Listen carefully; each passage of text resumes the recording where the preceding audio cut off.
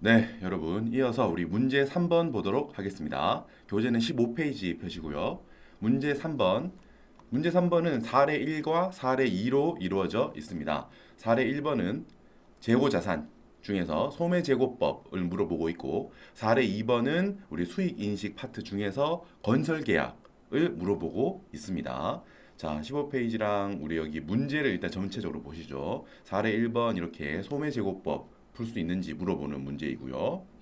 자, 다음 페이지에는 사례 2번이 또 이렇게 건설계약 나와 있습니다.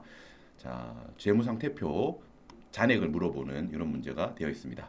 이번 영상에서는 우리 사례 1번을 같이 한번 풀어보도록 할게요. 자, 말씀드렸듯이 각 사례는 여러분 독립된 사례라고 되어 있습니다. 확인하실 때 제가 아까 전에도 설명드렸지만 독립된 사례라고 되어 있으면 독립된 물음이다, 독립된 사례이다 라고 되어 있으면 각 물음, 각 사례끼리 자료를 여러분 다른 사례, 다른 자료를 갖다 쓰시면 안 돼요. 그 자료 안에서, 그 물음, 그 사례 안에서만 자료를 이용해서 문제를 푸시라라는 겁니다. 서로 영향을 끼치지 않는다라는 점을 확인하시고 풀어보겠습니다. 사례 1번. 자, 다음은 소매업을 영위하고 있는 주식회사 국세의 당기 재고자산 관련 자료이다. 회사는 소매제고법을 적용해서 재고자산의 원가를 측정한다라고 되어 있고 아래 원가 쪽 자료, 매가 쪽 자료, 판매가, 매가 쪽 자료가 이렇게 주어져 있습니다. 물어보는 게 뭔지 보겠습니다. 자, 사례 1번의 물음 1번이죠. 물음 1번은 배점이 총 9점이네요. 원가율, 기말 재고자산 원가로 표현된 기말 재고자산, 매출 원가 요 각각이 3점씩 들어가서 총 9점 배점입니다. 물음 2번은 뭘까요? 물음 2번은 물어보는 게 자, 평균법을 적용하는 경우 저가 기준 선입 선출법과 비교해서 당기 손익이 얼마나 차이가 나는지 라는 걸 물어보거든요. 결과적으로 평균법 1대의 재고자산 금액, 저가 기준 선입 선출법을 적용했을 때의 재고자산 금액을 다 찾아내서 매출 원가를 비교해 봐라 라는 문제가 되겠습니다. 자, 천천히 여러분 하나씩 해보겠습니다. 일단 여러분 여기서 우리가 오늘 지금 사례 1번에서 소매제고법을 물어보잖아요. 소매제고법은 뭐냐면 우리가 재고자산에서 물어보는 것들이 되게 많은데 지금 이 파트는 이 물음은 재고자산의 기말금액 있죠. 기말 재고자산 금액을 정확한 금액을 도출하기 힘든 상황인 거예요. 이게 다양한 이게 소매업이라고 나와 있죠. 소매업. 다양한 물품을 판매하는 되게 잡화점 같은 곳인 걸 생각해 봐요. 거기서 기말 재고 자산을 원가를 정확하게 판단하기에는 자료 같은 것도 모자라고 상황이 너무 복잡하다는 거예요. 그래서 대략 이 정도 금액이겠지라고 추정하는 방법입니다. 소매제고법은. 자, 여러분 요즘은 사실 뭐 소매업 이렇게 막 다양한 제품을 취급하는 소매업이라고 해도 워낙 우리 그 시스템이 잘 돼 있잖아요. 전산 시스템이 잘 되어 있기 때문에 재고 관리가 뭐 작은 못 하나까지도 이렇게 다 뭐 바코드가 찍혀 있고 이럴 거기 때문에 사실 재고 자산이 추정하는 게 요즘은 실질적으로 많이 쓰이지 않을 수도 있지만 지금 우리 회계가 이렇게 재무회계 지금 쪽이 구성된 게 한 80년대, 90년대 그때 이제 뭐 미국을 중심으로 한 그때 경영하고 있는 상황을 약간 가정하고 있는 거예요. 그때만 해도 80년대, 90년대만 해도 아직까지 그 전산 시스템이 완벽하게 구축 안 돼 있는 것도 많기 때문에 야 이렇게 자잘자잘한 어떤 재고까지 전부 다 정확하게 파악하기는 힘들지 않겠냐. 그냥 판매 가격이 있다면 그 소매점에서 팔고 있는 판매 가격을 가지고 환산해서 원가를 추정해 봐라. 그런 것도 이제 계산할 수 있게 그렇게 계산할 수 있게 약간 추정하는 방법이거든요. 그래서 우리가 재고자산 다른 파트들의 문제는 정확한 금액을 도출해내는 거예요. 하지만 지금 이 소매제고법을 활용한다는 거는 야 이것저것 파는 게 되게 많은 업장인데 여기서 하나하나 어떻게 원가를 다 어떻게 체크하냐 좀 힘들 수 있다라고 해서 판매하는 가격은 알 수 있을 거잖아요. 그죠? 이 슈퍼마켓, 이 소매점에서 작은 물건을 얼마에 파는지는 당연히 알고 있을 거 아닙니까? 그 판매 가격을 가지고 원가는 얼마일지를 도출해내는 거예요. 거꾸로. 그래서 이게 소매제고법이라고도 하고 매출 가격 환원법이라고도 불립니다. 자, 앞쪽에서 15페이지에 제가 자, 사례 1번은 재고자산 중에서 이제 재고자산 기말자산 금액의 추정인 거고요. 추정하는 거고 소매제고법인 거고 소매점에서 이제 많이 이것저것 많이 다양한 업종 다양한 물품을 파는 소매점에서 이 재고자산 금액을 파악하는 방법이다라는 거고 그게 매출 가격 환원법이라고도 불린다는 거예요. 매출 가격, 판매하는 가격을 안다는 거죠. 슈퍼마켓에 생각해 보면 큰 잡화점이다. 판매하는 가격은 당연히 알겠죠. 거기서 그 판매하는 가격을 바탕으로 해서 원가를 환원시켜 보자. 원가로. 여러분 제가 잠깐만 설명을 드리면 여러분 모든 물건은 원래 원가가 먼저 알고 있을 거 아닙니까? 당연히 공장에서 물건을 만들어낸다고 해봐요. 원가를 알고 있는 상황에서 마진을 붙여서 팔 거 아니에요. 그러니 원가를 알고 거기에 마진을 붙여서 이윤을 얼마 남길지 마진을 붙여서 판매 가격을 정하겠죠. 이게 보통의 흐름일 겁니다. 그죠? 그런데 지금 이제 소매점 입장에서는 사와가지고 파는 입장인데 물건이 되게 많다는 거예요. 그래서 지금 시점에 판매 가격은 당연히 알고 있다는 거죠. 내가 팔 가격이니까. 그죠? 소비자한테 팔 가격이니까 판매가는 아는데 이거의 원가가 얼마인지에 대한 자료를 이제 다 처음부터 하기에는 너무 물품도 다양하고 복잡하니까 그냥 좀 간략하게 자 원래 스토리대로 하자면은 원가를 알고 판매가를 추정이 아니고 도출해 내는 게 원래 스토리인데 야 너무너무 물건도 많고 좀 힘들 수 있으니까 이 경우에는 소매점 같은 경우는 판매가를 알고 있으니까 이걸 가지고 원가를 추정해서 찾아보자. 그러니까 판매가로부터 원가를 역으로 추정해보자. 환원시켜보자. 그 환원이라는 뜻이 여기서 이렇게 나오는 거예요. 원래 원가가 있고 판매가가 있을 거 아닙니까? 근데 지금 판매가만 아는 상황에서 그 판매가를 원가로 환원시켜서 원가를 한번 추정해보자. 이거예요. 자, 여러분 개념 설명은 제 이해를 돕기 위해서 제가 지금 앞에 이렇게 좀 설명을 드리고 있는데 우리가 사실은 문제 풀이하는 데는 이거에 대해서 자세하게 모르셔도 사실 풀이하는 데는 문제가 없습니다. 하지만 이렇게 이론적인 배경을 알고 있으면 문제 풀이 과정을 처음 공부하실 때 도움이 되시니까 한번 따라와 보세요. 지금 이런 스토리다. 라는 걸 알고 있으면은 이따가 그래서 지금 계산을 저렇게 하는구나 라고 생각하실 수 있을 거예요. 다시 뒤로 가셔서 소매제고법은 그래서 매출 가격을 원가로 환원시키는 방법이기도 하다. 그래서 소매제고법은 다른 이름으로 매출 가격 환원법이라고도 불리는구나까지 우리가 공부를 했습니다. 자, 판매가 쪽 자료가 있고 이걸 가지고 이렇게 원가를 모르는 금액들을 추정해 가자라는 거예요. 자, 일단 쭉 한번 나가 볼게요. 자, 자료 정리라고 해서 우리 뒷페이지 몇 페이지죠, 여러분? 18페이지입니다. 18페이지 보시고 자, 제가 자료 정리라고 했습니다. 우리 앞쪽에 물음 쪽에 보면 숫자들이 이렇게 나와 있죠, 여러분? 제시되어 있는 숫자들이 있잖아요. 일단 우리 제모에게 문제를 풀 때는 물음에 제시되어 있는 숫자들을 우리가 이제 시험을 풀기 위한 툴이 있잖아요. 그 툴에다가 일단 적어 넣는 거예요. 어디 적어 넣은지는 당연히 연습을 하셔야 되고 일단 주어진 자료들을 잘 빈칸에 넣어 놓고 나머지 어떤 도출하는 논리적인 과정을 통해서 나머지 빈칸을 찾아가자. 이런 생각을 가지시면 돼요. 일단은 툴을 공부하셔야 되겠죠. 숫자들이 이렇게 주어져 있습니다. 원가 쪽 기초재고 18만 원, 단기 매입액 54만 원. 판매가로 표현하자면 기초재고액은 21만 5천 원, 매입액은 68만 8천 원이라는 거예요.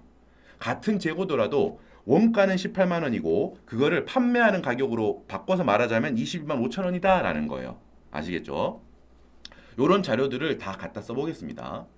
일단 여러분 틀을 우리 처음 공부하시는 분들을 위해서 자 틀을 이렇게 여러분 T 계정을 이렇게 두 개 그려주세요. 아시겠죠?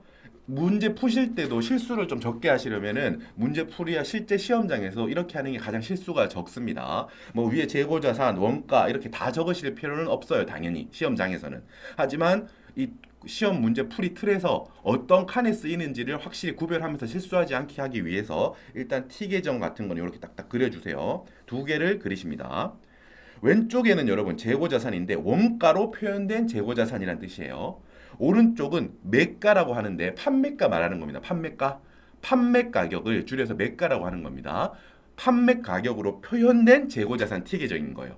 같은 재고자산 계정인데 왼쪽은 원가로 표현된 재고자산 금액, 오른쪽은 판매가로 표현된 재고자산 금액인 겁니다. 우리가 찾고자 하는 것은 여러분 일단 궁극적인 목표는 여기에요. 그죠? 이 기말재고자산, 원가로 표현된 기말재고자산 금액을 알고 싶은 거예요. 우리 재무상태표에는 여러분 이 원가로 표현된 재고자산 금액이 들어가야 됩니다. 그렇죠? 일단 대전제가 우리 재무상태표에 있는 기말재고자산 금액은 원가로 표현되어야 돼요. 그죠? 우리가 그 물건을 이윤을 붙여서 팔았을 때 그 마진이 매출 총 이익이라는 걸로 손익계산서에 잡히는 거고, 일단 내가 팔리지 않고 갖고 있는 시점에는 당연히 내가 돈 들어간 원가, 내가 사왔던 돈 그 원가로 표현이 되어야 될 거 아니에요. 그래서 우리가 그냥 다른 말 하지 않고 기말재고자산이 얼마니? 라고 물어보면 그거는 원가로 표현된 기말재고자산을 당신이 알고 있습니까? 라는 걸 물어보는 거예요. 아시겠죠? 그리고 기말재고자산 금액을 알게 되잖아요. 원가로 표현된 기말재고자산을 알게 되었다. 이게 알게 되었죠? 그런 경우에는 뭐도 동시에 알게 되는 거예요. 그렇죠. 매출원가, 나머지가 매출원가라고 보는 거죠. 자, 우리가 총 판매 가능 상품이 대변 전체 혹은 차변 전체를 우리는 총 판매 가능 상품이라고 불러요. 회사가 물건을 다 판다면은 전체 금액, 이 금액을 전체 다 팔 수 있다고 해서 총 판매 가능 상품 금액을 잡는 거예요. 총 판매 가능 상품이 예를 들면 이 72만 원인데 이 중에서 기말 재고로 예를 들어서 30만 원이 남아 있다. 그러면 자연스럽게 빈칸이 어디예요? 그러면 나머지 42만 원은 단기에 매출 원가로서 팔린 비용 처리되었구나. 팔린 부분이구나. 이렇게 잔액으로 치고 들어갈 수 있다는 거죠. 요런 도출 과정이 있는 겁니다. 그래서 기말 재고자산 금액을 찾았다라고 하는 거는 매출 원가를 찾았다라는 거하고 같은 말이에요. 그래서 아까 물음 2번에서 자, 기말 재고자산 금액을 다르게 평가함에 따라서 뭐가 달라져요? 그렇죠. 매출 원가 금액도 따라서 달라질 거 아닙니까? 그죠? 그렇기 때문에 매출 원가, 비용 금액이 달라진다는 뜻은 어떤 뜻이에요? 그 해의 회사가 얻은 당기 순이익 금액도 달라진다는 뜻이에요. 맞죠? 그렇기 때문에 물음에서 그것까지 물어보는 거예요. 자연스럽게. 자, 여기 지금 잠깐 말씀드린 게 우리가 찾아가야 될 결론들입니다. 지금은 일단 다시 여기를 지우고 어떻게 그 결론까지 찾아갈지를 천천히 한번 설명드려 볼게요. 자, 우리 T계정 이렇게 두 개 그렸고 왼쪽이 원가 표현된 재고자산, 오른쪽이 매가로 표현된 재고자산이라고 했죠? 그리고 지금 이 자료들은 숫자가 지금 이 칸에 지금 보이는 화면, 여러분 교재의 윗부분에 적혀있는 이 숫자들은 기초재고 원가 18만 원, 단기 매입 54만 원, 매가 쪽에 21만 5천 원, 단기 매입 68만 8천 원, 그리고 순인상액 3만 2천 원 더하고 순인하액 3만 5천 원 빼고, 그리고 매출 금액 81만 원을 적고, 이거는 뭐다? 우리 보세요. 앞쪽에 있던 요 자료들을 그대로 갖다 적은 거예요. 제가 여러분한테 한 번에 다 적혀 있는 걸 보면 헷갈리기 때문에 공부하실 때 단계적으로 공부하실 수 있게 일부러 이렇게 나누는 겁니다. 일단은 필요한 제시된 자료들을 다 갖다 적는 것부터 하는 겁니다. 그래서 지금 우리 화면에 있는 교재의 윗페이지에 있는 이 부분은 여러분이 익히셔야 될 툴입니다. 기초재고를 왼쪽에 적고 그 밑에다가 매입을 적고 이런 것들 있죠. 이거부터 일단 기본 틀입니다. 숫자들은 제시되어 있는 숫자들을 적었고요. 여러분 우리가 앞으로 볼 회차에서 또 어떤 게 추가적으로 나올지 모르잖아요. 지금은 이 숫자들만 우리가 적었죠. 숫자들만 항목이 제시됐잖아요. 그런데 앞으로 볼 회차에서는 다른 항목들도 추가될 수 있기 때문에 그 항목까지 같이 공부하기 위해서 제가 몇 개 더 적어놨습니다. 예를 들어서 비정상 파손이 만약에 제시가 되었다. 그러면 원가 쪽, 매가 쪽 차변에 다 차감하는 효과로 적어줘야 됩니다. 비정상 파손이 원가가 5,000원, 매가 만원 있다고 하면 5,000원, 만원 이렇게 적어주셔야 된다고요. 지금 우리가 지금 푸는 문제에서는 비정상 파손이 없잖아요. 하지만 앞으로는 제시될 수 있기 때문에 틀로서 공부를 해야 되니까 그걸 알아두자라는 말씀을 드립니다. 비정상 파손이 있다면은 양괄호 치는 거, 차감하는 거죠. 마이너스 효과를 줍니다. 원가 쪽, 매가 쪽 둘 다요. 아시겠죠? 그리고 계속 만약에 여러분 문제에서 종업원 할인 혹은 정상 파손 금액이 주어지잖아요. 그게 매가 쪽으로 보통 주어질 겁니다. 판매가로 주어진다면 종업원 할인과 정상 파손을 매가 쪽 대변에 더해 주셔야 됩니다. 왜 더해주냐면 결과적으로는 종업원 할인과 정상 파손된 만큼은 팔린 걸로 보지 않기 때문에 결과적으로 매출 원가를 줄여주는 효과를 줘야 되기 때문에 대변 쪽에 여기 더해주는 거거든요.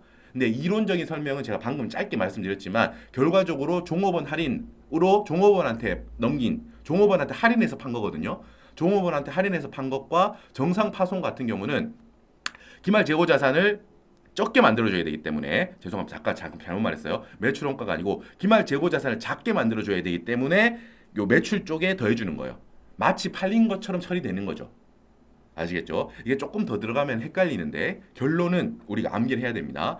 종업원 할인과 정상 파손이 문제에 주어져 있다면 그거는 매가 쪽 대변에 매출 밑에 더해줘야 됩니다. 아셨죠?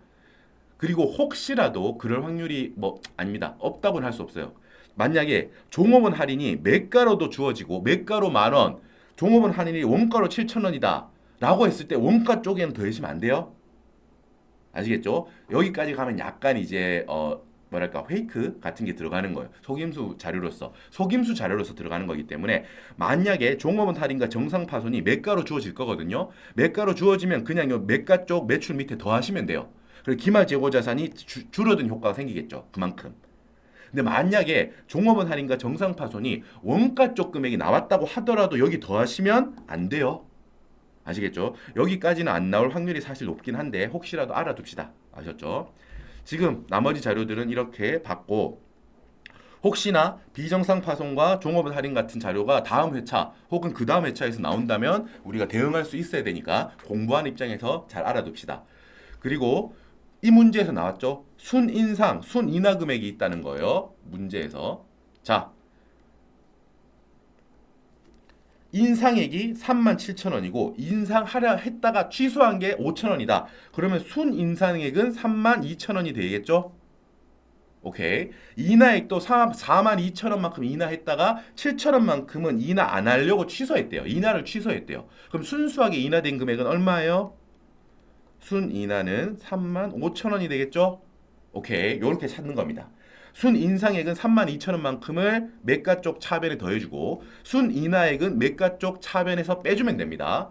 자, 요렇게 순인상액 32,000원은 더해주죠? 매가 쪽 차변에 메인 밑에다가 더해주면 됩니다. 순인하액은 메인 밑에다가 빼주면 돼요. 이건 이번 회차에도 나왔고 앞으로도 뭐 순인상 순인하는 기본적으로 달고 나온다고 보시면 돼요.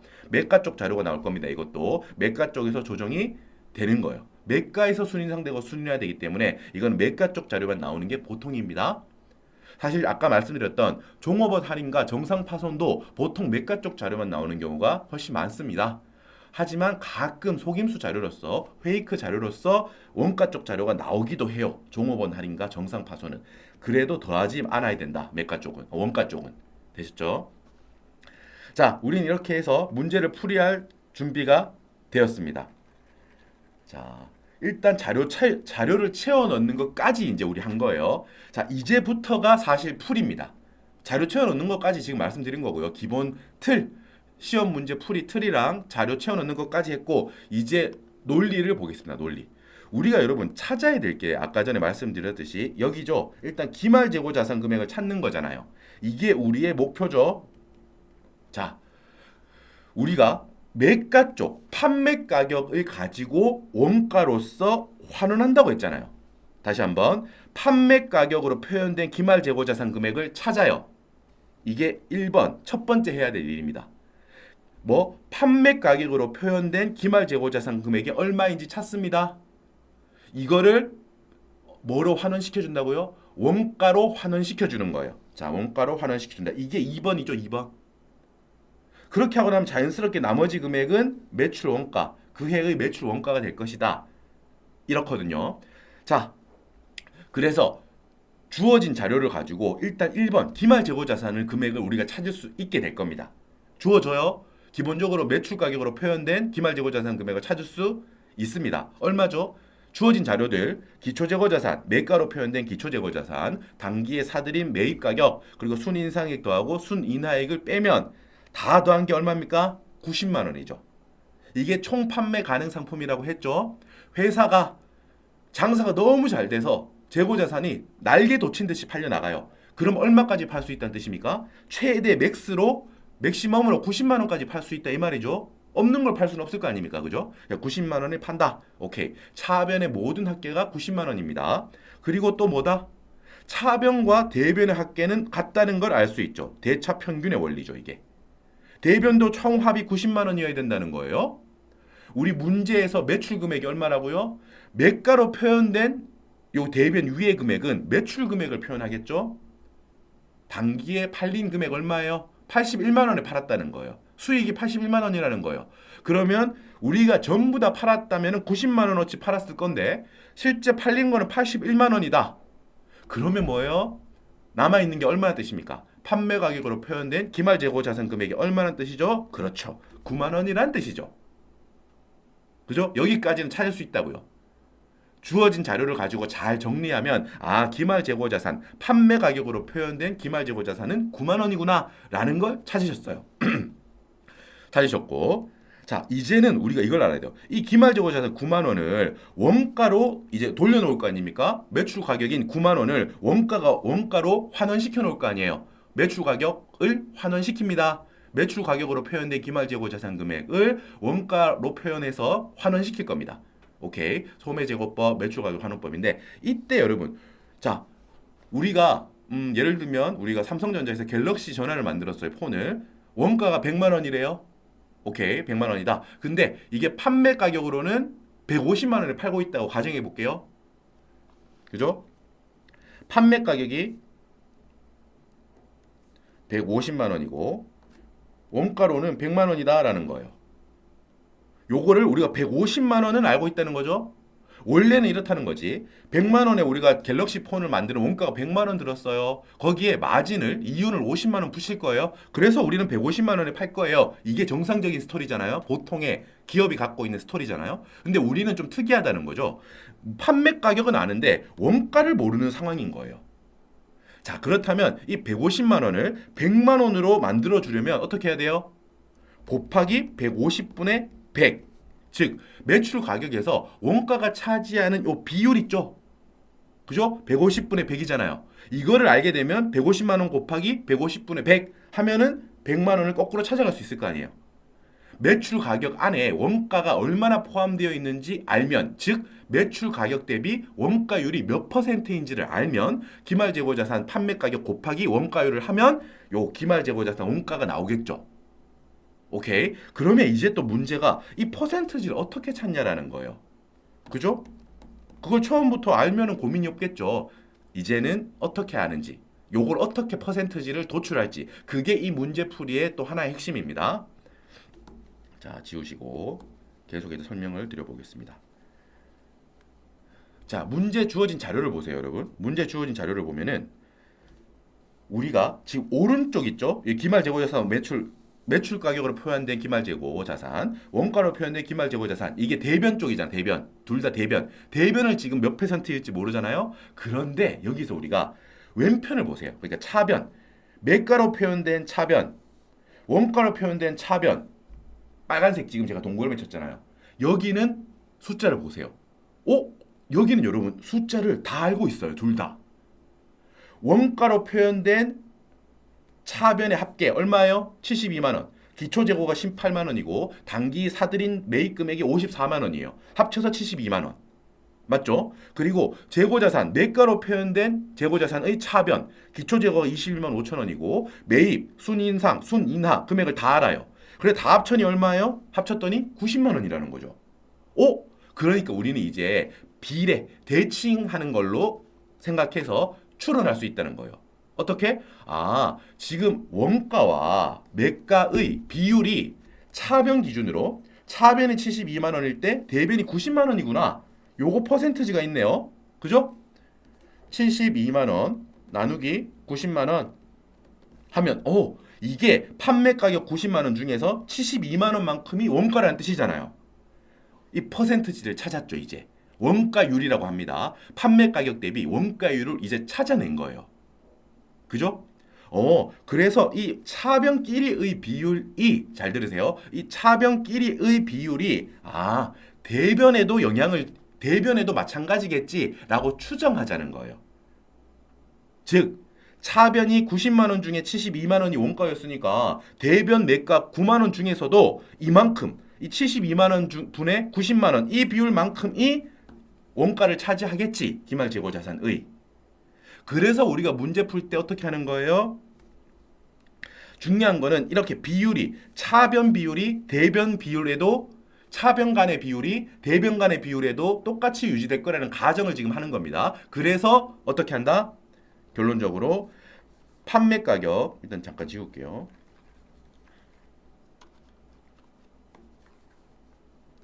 기말재고자산 금액에다가 뭐를 곱해가지고 원가, 기말재고자산 원가를 도출하는데 여기에 뭐를 곱하나요? 뭐를 곱한다?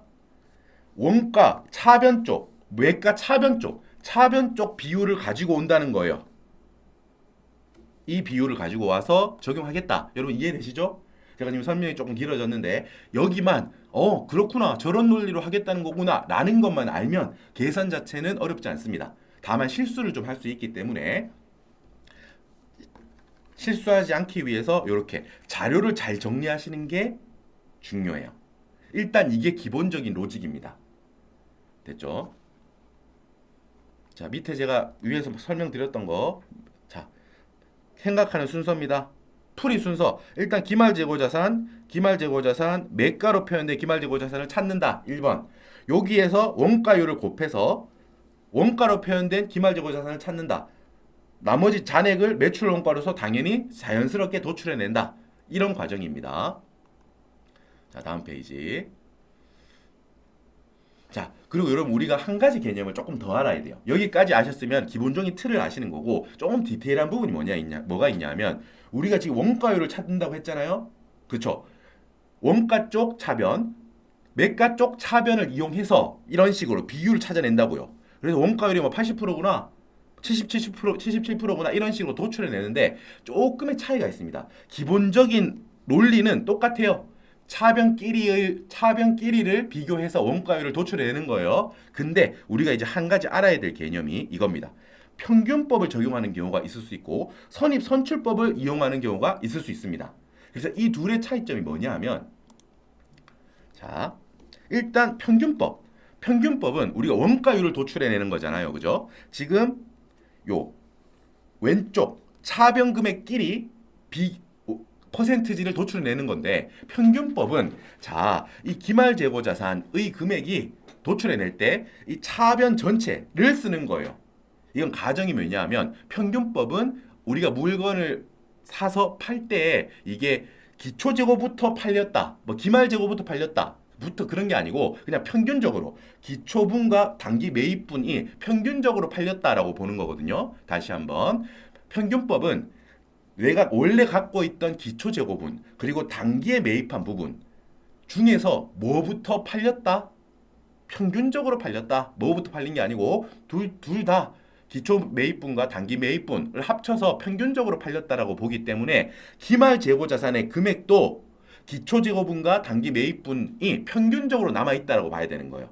이게 단가가 다르거든요. 내가 기초에 갖고 있던 재고자산의 단가가 있고 단기에 새로 사들인 단가가 다르다는 거예요. 우리 물가가 상승하잖아요. 그죠? 내가 물건을 사와서 파는데 내가 작년에 사서 갖고 있던 기초재고분이랑 단기 매입분의 하나하나의 단가가 달라질 수 있어요. 그래서 그걸 가정하는 겁니다. 그래서 이게 원가 흐름의 가정이죠.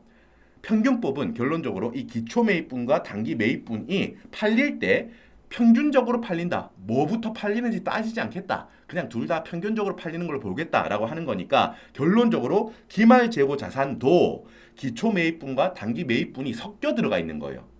그렇게 가정하는 겁니다. 그렇기 때문에 사실 이게 가장 쉬워요. 그러니까 차변 합계 기초 재고 18만 원, 단기 매입 54만 원 다 더야 72만 원이죠.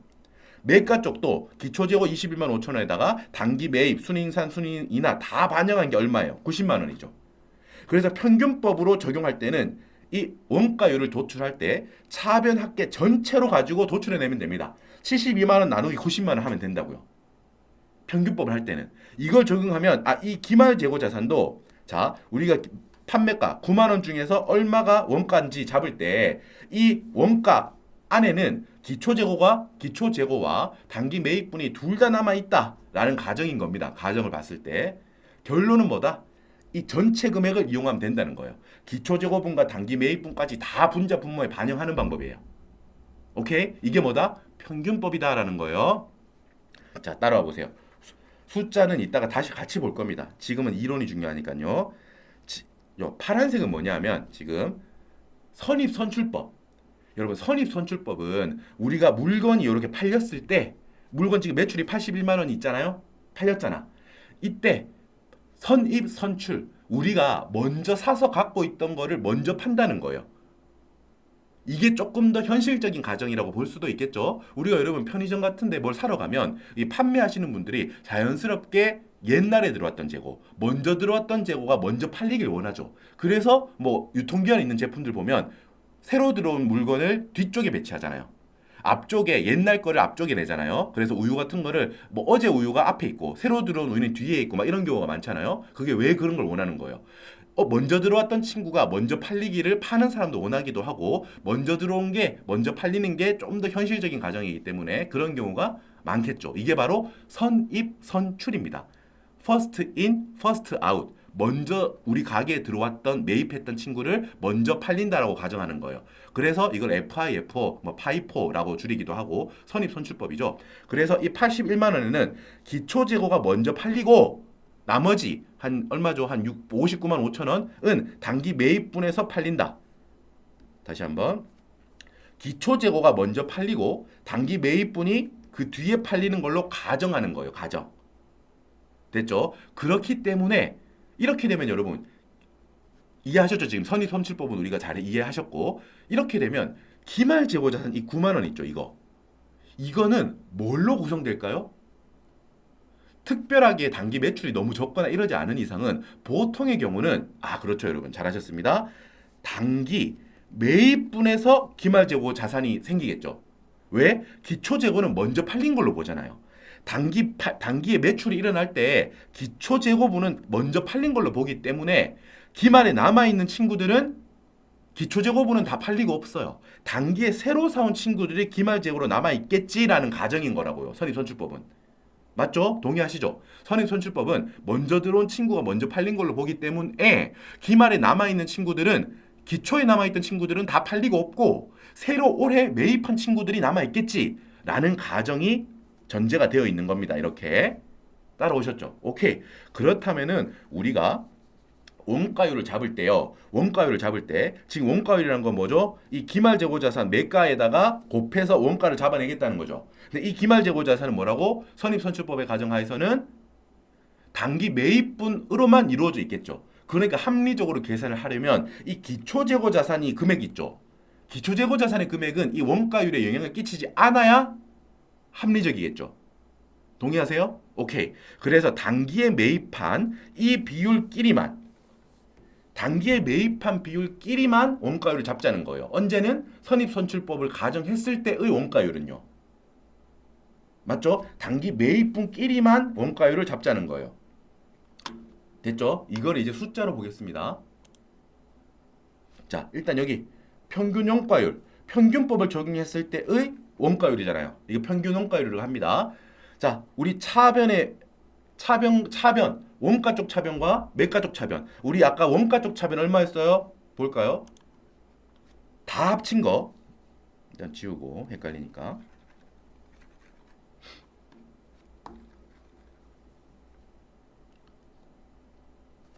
차변 전체 다 합친 게 얼마예요? 72만 원. 매가 쪽 차변을 다 더한 거 얼마예요? 90만 원이죠. 이게 바로 숫자로 나타낸 이 금액이라고요. 밑에 90만 원, 위에 72만 원이죠. 얼마요? 80%. 이게 평균법을 적용했을 때의 평균 원가율입니다. 자, 그리고 3번을 일단 볼게요. 선입선출법을 적용했을 때의 원가율은 우리는 그걸 뭐라고 부른다고요? 다시 한번. 기말재고는 선입선출법을 적용한다고 가정했을 때는 기말재고는 전부 다 단기 매입으로만 이루어져 있을 거예요. 단기 매입분으로만. 그렇기 때문에 단기 매입으로 도출한 원가율을 우리는 필요로 한다고요. 기초재고를 뺀다고 했죠? 그래서 아까 위에서는 전체 금액에서 제가 눈으로 가시적으로 확실히 보이게 이렇게 표현했습니다. 기초재고를 반영하지 않는 거예요. 단기 매입분끼리만 원가율을 도출한다니까요. 오케이. 잘 따라오고 계시죠? 78.8%. 여러분 이러시면 안 돼요. 그거 1%밖에 차이 안 나는데 왜 그래서 이러면 안 돼요, 여러분. 만약에 여러분 재고 자산이 매가 기준으로 막 1,000억 이러면 어떡할 거야? 그럼 1.2% 차이가 여러분 12억씩 나는 거예요. 그죠? 그렇기 때문에 이 작은 퍼센트 차이라고 에이 대충 맞는 걸로 해주시죠. 이러면 안 돼요. 아시겠죠? 자, 이렇게 78.8%까지 나왔고 여기까지 했으면 대부분 잘 쫓아오셨어요. 그런데 여기서 한 걸음 좀 또 더 나가야 돼요. 나는 더 못 나가겠다 이러시지 말고 여기까지 했으면 대부분 끝났습니다. 하지만 이제 모자란 2%를 채워드릴 거예요. 개념적으로 필요한 거 모자라다기보다 문제를 풀이할 때 있어서 조금 더 필요한 개념이 뭐냐 하면 자, 우리 문제에서 아까 전에 여러분 물음에서 보시면 이런 표현이 나오네요. 저가 기준? 아니 여기 뒤에 선입선출법, 평균법 뭐 이런 건 이제 알겠어. 아시겠죠? 아시잖아요. 근데 저가 기준 이거 뭐지? 라는 생각이 드시잖아요. 이게 뭔지 알아볼게요. 자, 우리가 일단 평균법을 가정해서 계속 설명해 볼게요. 선입선출법은 기초재고만 떼내면 되니까 어렵지 않잖아 이제 우리는. 그죠? 다시 한번. 우리가 위에서 평균법 이렇게 도출해낼 수 있잖아요. 차변 전체끼리 비교하는 거. 선입선출법 단기 매입은 단기 매입 원가율은 기초재고 부분만 제외하고 또 원가율을 계산하면 되잖아요. 오케이? 오케이. 이렇게 됐고 이제 저가 기준에 대해서 설명을 드릴게요. 자, 원가 기준 위에 이렇게 있잖아요. 전체 분모 90만 원, 분자 72만 원이었죠. 근데 저가 기준일 때는 결론적으로 아까 순인상액, 순인하액이 매가 쪽 차변이 있었잖아요. 순인상액, 순인하액 이렇게 있었죠? 근데 결론부터 보고 설명드릴게요. 뭐다? 저가 기준일 때는 이 순인하액을 반영하지 않습니다. 계산에 반영하지 않는다고요. 그래서 계산 산식상 밑에 보세요. 2번 보세요. 이 원래 매가 쪽 차변 다 더한 거 90만 원이잖아요. 오케이? 동의하시죠? 여기서 뭐는 제외하라고 생각하지 말라고요? 순인하액 3만 5천 원은 없는 걸로 생각하라고요. 분모를 계산할 때 순인하액을 반영하지 마시라고요. 즉 차감하지 마시라고요. 순인하액이 없는 걸로 생각하고 계산하시라고요. 오케이? 이게 바로 저가 기준 평균 원가율인데 이게 왜 저가 기준인지 지금부터 잠깐 설명드릴게요. 여러분 원래 순인하액은 우리가 원가율을 계산할 때 분모에 들어가는 상황이죠. 분모에 들어가는 사항이죠. 그래서 분모를 작게 만들어주는 효과를 주잖아요. 순인하액은. 맞죠? 근데 이 3만 5천 원을 빼지 않으면 분모가 어떻게 돼요? 원래는 90만 원이었는데 빼지 않으니까 93만 5천 원이 되죠. 분모가 더 커집니다. 그건 당연한 거잖아요. 마이너스 효과를 주는 친구를 제외했으니까 분모가 더 커지게 됩니까? 맞죠? 분모가 더 커지게 됩니다. 그렇게 되면 원가율이 여러분 어떻게 돼요? 분모가 더 커졌으니까 원래 원가율이 80만 원, 80%였잖아요. 근데 저가 기준을 하게 되니까 원가율이 줄어들었죠. 작아졌잖아요. 77%라고. 원가율이 작아졌죠? 동의하세요? 원가율이 낮아졌다고요. 원가율이 낮아지면 원래 이 기말재고자산 9만 원에다가 곱하기 80% 해서 기말재고자산을 7만 2천 원으로 도출해냈을 거 아닙니까? 근데 여기에다가 77%로 낮아졌어요. 원가율이. 그러면은 여기 원가로 표현된 기말재고자산 금액도 작아지겠죠. 저가로 표현되겠죠. 오케이? 그래서 저가 기준이라고 하는 겁니다. 원가율을 더 낮게 보겠다는 거예요. 원가율을 더 작게 봐주잖아요. 어떻게 되든 순인하를 반영하지 않으니까 분모가 커지게 되니까 그만큼 원가율은 낮아질 거예요. 분모가 커지니까요.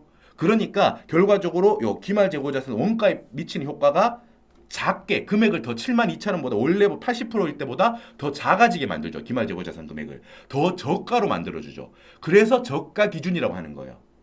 저가 기준이라고 표현되면 순인하액을 분모에 반영하지 않는 방법이에요. 결과적으로 기말재고자산 원가 금액을 더 작게 만들어줘요. 저가로. 이거는 논리적으로 왜 이렇게 하냐 하면 지금 여러분 우리는 재고자산을 추정하고 있잖아요. 그죠? 정확한 금액이 아니고 추정하고 있어서 좀 보수주의적 관점에서 이 기말재고자산 금액을 크게 보면은 그만큼 매출 원가가 줄어들 거 아니에요? 맞죠? 기말재고자산이 커지면 그만큼 이 매출 원가는 줄어들고 기말재고자산이 작아지면 매출 원가가 커질 거 아닙니까? 지금 우리는 목표가 저가 기준이라고 하면 뭐라고요?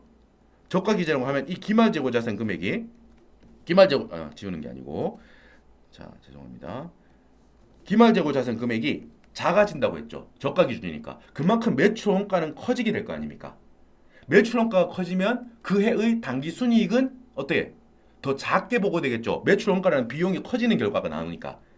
그러니까 회계적으로는 야 너희 지금 재고자산 금액 정확한 거 아니고 추정하고 있잖아. 추정하고 있으니까 이 매출 원가 그러니까 즉 비용을 좀 크게 해서 이익을 너무 크게 과대하게 보고하지 않는 방법을 가능하면 써라 라는 생각이 들어가 있는 거예요.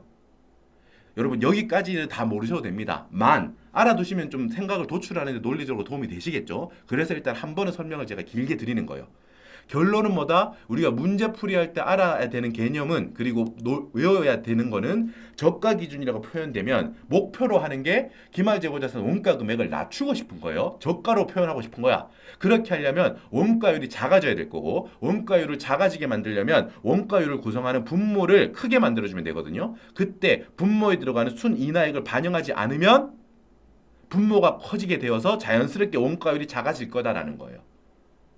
됐죠? 자, 여러분 지금 제가 좀 길게 설명하고 있는데 지금까지 제가 설명드렸던 거를 여러분이 그래 이해가 돼 알겠다 저렇구나 라고 하시면 계산 자체는 절대 어렵지 않습니다. 계산 자체는 조금만 연습하시면 빨리빨리 다 도출해낼 수 있어요. 지금부터 가보시죠. 풀이는 이제 우리가 필요한 이론은 다 됐어요. 모두 다 도출해 냈습니다. 자, 처음부터 하나씩 우리가 계산해 보겠습니다. 1번 원가 기준으로 판단한 저가 기준이 아니라 원가 기준으로 평범하게 판단한 평균 원가율은 얼마? 우리 차변 전체 90만 원. 매가의 차변 전체 90만 원, 원가의 차변 전체 72만 원. 그래서 80%였죠? 그죠? 80%까지 도출했고 이걸 가지고 원가 기준 평균일 때의 계산을 한번 해버리겠습니다. 원가율을 뽑아냈어요. 이걸 가지고 80% 뽑아냈죠. 원가 기준 평균 원가법을 적용했을 때의 정답입니다. 지금 매가 쪽 9만 원이죠? 거기다가 80%를 곱합니다. 그럼 7만 2천 원이 된다는 거예요. 이게 뭐예요? 지금 뭘 찾은 거지? 앞쪽으로 지저분하니까 지우고 아이고 죄송합니다.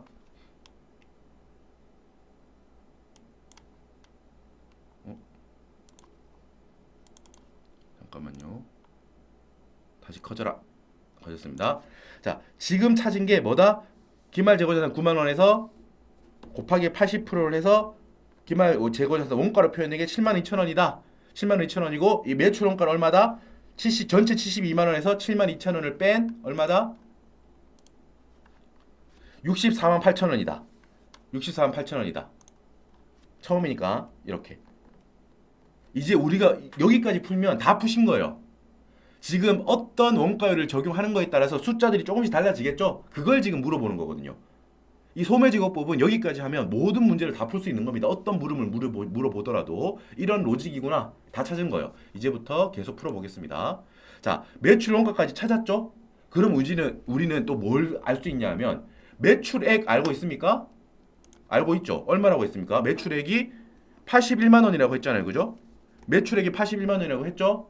그러니까 매출 원가를 알죠? 그럼 매출액에서 매출 원가를 빼면은 그게 뭐다? 매출 총 이익이 되겠죠. 그죠? 이제 다 알게 된 거예요. 어떤 방법을 선택했을 때 회사가 얻을 이익의 차이까지 우리는 이제 알 수 있다는 겁니다. 매출 원가의 차이가 매출 총 이익의 차이하고 똑같겠죠? 왜? 매출 금액은 81만 원으로 고정되어 있으니까요. 매출 원가가 커지면 매출 총 이익은 동일한 금액만큼 작아질 거고 방향은 반대지 비용이니까 매출 원가가 만약에 작아지면 그만큼 매출 총 이익은 그 동일한 금액만큼 커질 거고요. 순이익 단기 순이익에 미치는 효과는 그죠? 같다는 거예요. 크기가 같다는 겁니다. 이런 식으로 나머지 방법도 쭉 풀어보겠습니다. 자, 두 번째 저가 기준을 적용했을 때 평균 원가율이에요. 우리 1번에서 똑같이 하되 분모에는 매가 쪽 차변 분자에는 원가 쪽 차변을 구하되 분모에서 순이나액을 생각하지 마라 라고 하면 이제 분모가 93만 5천 원으로 커진다고 했죠. 그러면은 원가율이 77%로 작아진다. 요거를 계속 풀어볼게요. 이럴 때 뒷페이지 저가 기준 평균 원가법이다. 77%죠? 그럼 9만 원 곱하기 77% 하면 자 원가로 표현된 재고자산 금액이 얼마? 아까는 7만 2천 원이었는데 더 작아졌죠. 6만 9천 3백 원이라는 저가로 표현이 되었네요. 오케이. 나머지는 도출하면 됩니다. 자, 기말재고자산 원가 총 매출 원가는 72만 원에서 69,300원을 빼면 매출 원가가 도출이 되고 매출 총이익은 요걸 가지고 매출 원가, 매출액에서 매출 원가를 빼면 매출 총이익이 된다. 라는 거예요. 자, 이제 계속해서 이런 식으로 풀면 됩니다. 이제는 선입선출법으로 갑니다. 빨간색. 자, 원가 기준, 저가 기준 아니고 평범한 경우일 때의 선입선출법을 적용했을 때의 답을 해보라는 거야. 선입선출법을 적용한다는 거는 우리 아까 전에 말씀드렸습니다. 뭐? 기말재고에는 기초재고는 기말재고에 영향을 끼치지 않았겠구나. 왜? 기초재고는 단기에 다 팔렸을 거니까. 먼저 들어온 친구가 먼저 팔린 걸로 가정하니까 기초재고는 다 팔린 거니까 기말재고 자산에는 영향을 끼치지 않구나. 그래서 기말재고 자산을 도출하기 위한 원가율은 단기 매입한 부분으로만 원가율을 도출해야 되는구나. 맞죠? 그래서 기초재고분을 다 생각하지 않습니다. 빼요, 빼. 없는 것처럼 생각하면 돼. 그러면 단기 매입으로만 퍼센트지를 도출하면 78.8%예요. 이것도 똑같이 이제 3번. 원가 기준일 때의 선입선출법을 적용했을 때의 금액들 기말재고 9만 원 곱하기 78.8% 7920원 7920원을 가지고 오면 총 판매 가능 상품에서 기말재고 자산 금액을 빼면 매출 원가가 나온다. 매출액에서 이 매출 원가를 빼면 매출 총이익이 나온다. 쉽죠, 여러분? 물론 여러분 우리가 앞에서부터 논리를 잘 쌓아왔기 때문에 쉬운 거예요. 숫자 계산 자체는 어렵지 않잖아요. 하지만 다양한 케이스를 실제 시험에서 잘 적용하려면 충분히 논리적으로 논리적으로 연습이 되어야 됩니다. 훈련이 되셔야지 풀 수 있어요. 자, 이번에는 또 무슨 색으로 해볼까요?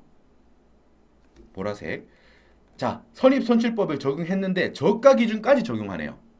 그럼 어떻게 해요? 일단 이게 가장 복잡하겠죠? 생각할 때는 기초재고는 생각하지 않는구나.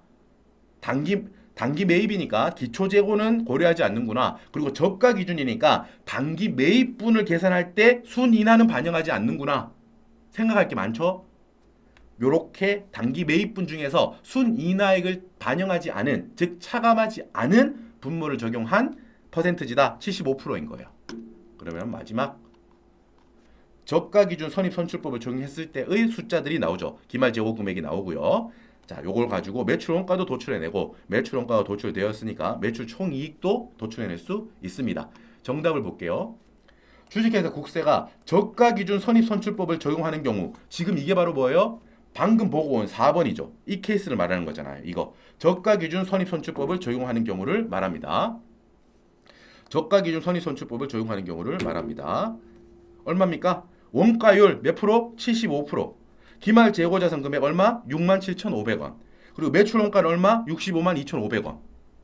문제를 우리가 하나 푸니까 정답이 다 나왔죠? 보기 3점, 3점, 3점, 9점 다 득점하신 겁니다. 자, 2번은 뭐예요? 2번은 평균법을 적용하는 경우와 저가 기준 선입선출법을 적용하는 경우 비교하라는 거야. 결과적으로 매출 원가가 어떻게 다르냐? 매출 총이익이 어떻게 다르냐라고 해요. 자, 저가 기준 아니고 일반적인 평균법이죠. 이건 뭐예요, 여러분? 일반적인 평균법의 금액은 우리가 지금 1번에서 잡은 거죠. 원가 기준 평균법일 때 매출 원가 64만 8천원, 매출 총이익 16만 2천원이잖아요. 16만 2천원 매출 총이익으로 합시다. 결과는 똑같아요. 매출 금액이 81만 원으로 똑같기 때문에 매출 원가의 차이가 매출 총이익의 차이가 된다고 말씀드렸죠. 매출 총이익이 평균 원가법일 때는 16만 2천원이고 저가 기준 선입선출법일 때는 15만 7,500원이죠. 그래서 뭐가 더 크다? 평균법일 때가 16만 2천원이니까 4,500원만큼 더 크다. 평균법을 만약에 적용하면은 4,500원만큼 더 커진다 라는 거예요. 자, 여러분 설명을 좀 충분히 드린다고 시간이 길어졌는데 연습은 나중에 연습하실 때는 이제 숫자적으로는 오래 걸리지 않습니다. 다만 논리적으로 차근차근 쌓는 훈련을 하신 다음에 숫자로 연습하셔야지 그게 오래 갑니다. 아시겠죠? 자, 여러분 수고 많으셨고 잠깐 쉬셨다가 건설계약에서 뵙겠습니다. 고생하셨습니다.